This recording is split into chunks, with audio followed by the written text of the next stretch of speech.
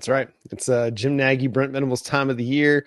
We're going to discuss 3 guys that hit the transfer portal and what it means for Oklahoma Sooners coming up next.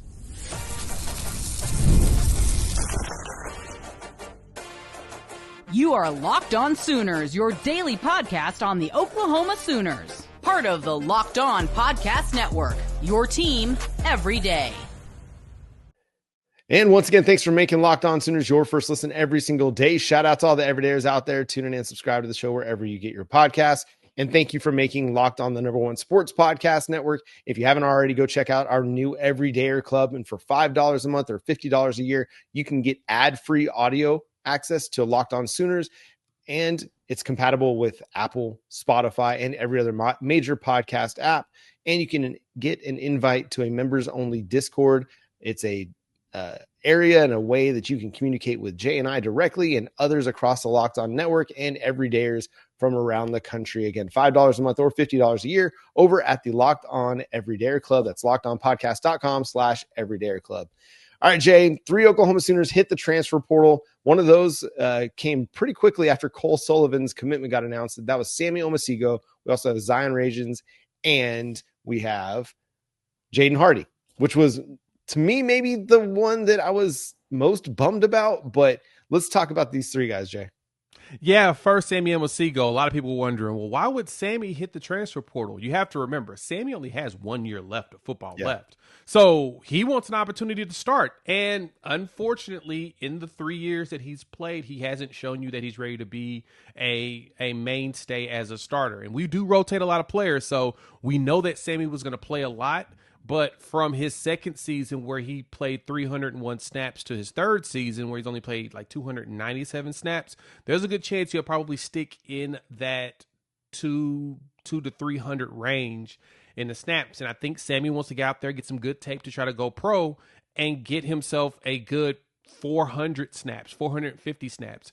And unfortunately, like I said, he's been here, played 3 years. It's obvious that he wasn't going to be able to get that. And so I know they played him early. They gave him opportunity as a freshman. They played him a lot as a sophomore. And like I said, they played him a lot last year as a junior. So because he had that 1 season left, it was one of those where it's like, all right, well, let's, we're going to have to move that on. Now, the other player, Jaden Hardy, which really, it hurt for me because he is starting caliber. Mm-hmm. He just wasn't going to start over Peyton Bowen in his senior year. Right. If Peyton Bowen did not come back, I expected Jaden Hardy to be your starting free or strong safety with Michael Boganowski. Because we know Boganowski is going to start.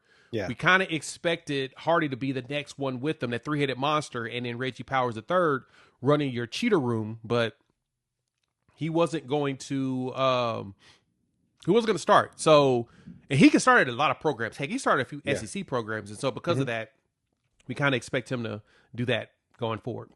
Yeah, to me, that's why I was a little bit more bummed out about that one, is because he was your Peyton Bowen replacement, not necessarily for 2026, but for 2027. And listen, they play a lot of safeties. They play a lot of guys, and there was going to be a lot of opportunity for him this year because Robert Spears-Jennings is gone. So he would have been your third safety. There would have been a nice little rotation between him, Peyton Bowen, and Michael Boganowski. Obviously, he would probably be third in those snaps, but it is what it is. The game is the game. You can't, you're going to get some players that are going to help you upgrade. You're going to get some guys that, like a Sammy Omosigho, Jaden Hardy, are looking for more opportunities. They're looking to cash in on some of the things that they've done well and go start somewhere. And both of those are going to be able to find really good landing spots. Sammy Omosigho is an incredible athlete. He is so athletic, so fast, and he's a physical player, just ready to take that next step. And sometimes you just need a lot more snaps in order to do that. He's going to have opportunities across the country because of how athletic he is and because of his experience in Brent Venables' defense. Jaden Hardy is the same way. He's one of those guys that you think of him as a free safety, but he plays the game tough and physical, and he's kind of opportunistic as well. So I look for somebody that is looking for a playmaking safety to really come after him hard. And again, both of those guys are going to get opportunities. Shoot, we saw Marcus Strong land at Clemson. Yeah. Brent Venables' defenders are going to find opportunities. It's just a matter of are guys willing to be patient now? And I think Sammy Omosigho was 3 years and not really a path to starting in year 4. I can understand why you want to go. Jaden Hardy, maybe a little less patient. He's been here for now 2 seasons. It would have probably been his senior year that he would have had an opportunity to break out. Maybe he just wants to get more years of good starting tape. I understand that. It's understandable. Yeah.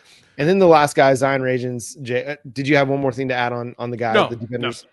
All right. Then Zion Ragins. This was a curious one because we saw him play a lot as a true freshman because you had to. You didn't have a lot of wide receiver health.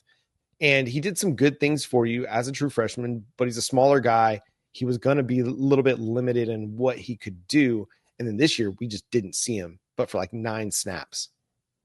Yeah, you got a lot of him his freshman year with Seth Luttrell. He had a thing for him, and they played him a lot. So you started seeing him those deep passes and stuff. You started to see him in some plays. You had a few moments where you kind of got questioned the usage. Like I saw him as a lead blocker for Deion Burks. I don't think I want a 5'8", 150-pounder trying to lead block for your wide receiver. That's supposed to be a guy that needs to get out in space. But hey, decisions are decisions. But he had some potential at his size. He was a fast dude, and it just did not work out. It was one of those where he was getting pushed further and further down the depth chart. Couldn't really get out there as a returner. Couldn't really get out there as a pass catcher. I think it was a couple plays he had opportunities and dropped some passes, and I know like a lot of the fan base didn't want to see him on the field, unfortunately. And I know, like I said, I know he has a lot of a potential. The biggest thing for him is really just need to get on the field and showing off his ability as as just a guy that's difficult to cover because he's really fast, and even at his size, he can get open and go. So I can see he's going to get some good opportunities out there. I don't know how big of an opportunity he's get just because of size, but the kid's got some talent. It is unfortunate that we just couldn't leverage it. Yeah, and Oklahoma's not done adding wide receivers. They've added Trell Harris, they've added Parker Livingston. They're already planning to have another wide receiver coming in. We'll talk about some of those coming up, but this is an area that Oklahoma has to figure out. Like the development of their wide receiver core, though, that has to be kind of a big emphasis this offseason with Elijah Thomas, Emmanuel Choice, with Jaden Hardy, with Daniel Odom, with ZZ, with, Jazeer Rogers. Like we got to get these guys developed so that what we saw from like the 2023, 2024 recruiting classes, you actually get something out of the guys that you spend so much time recruiting and building relationships with. And now financially that you're investing in, you have to find a way to start getting something out of these guys. Yeah, you need to start finding a way to play them. And that comes from also in practice. They got to show you that they're ready to play or whatnot. And I'm hoping that we see better returns out of the 25 class, because now the 2024 class is completely gone except for Jacob Jordan, who was your walk-on and earned a scholarship later, the Baker Mayfield scholarship, if I'm correct. And so because of that, you have no one from that 2024 class. That when you had 4 receivers, they're all gone. And so now you're starting from scratch. Hopefully we're able to really get something out of the 25 or even the 26. I really want to see Elijah Thomas get some run, but maybe that's what that is. Maybe now they'll be pushing the 25 players up to really get some run because you're bringing in transfers and you'll have young players. You can actually mix it up and do more. I want them to get out there in the field. So we'll see how that goes. Yeah. I mean, right now there's going to be a really good position battle, at least for the wide receiver 2 spots on the outside and in the slot. You have Jermichael Carter that's going to be a part of that wide receiver rotation with Parker Livingston and with Trell Harris on the outside. And now it's figuring out, okay, where does Elijah Thomas, Emmanuel Choice fit in? Can Daniel Odom and Jaden Pettit, ZZ, can these guys push for a spot on the 2 or 3 deep? That'll be a good offseason question to follow. All right, more portal visitors coming up. We'll discuss on Locked On Sooners.